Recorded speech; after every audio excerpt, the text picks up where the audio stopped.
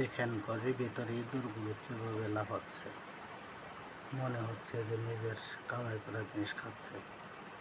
এটা কি সম্ভব? এদের অত্যাচারে জীবনটা অতিষ্ঠ হয়ে গেছে। এদের শুধু খাইয়ে দিয়ে কাজ নাই তো, শুধু পরেরটা কীভাবে নষ্ট করবে সে ধান্দায় থাকে।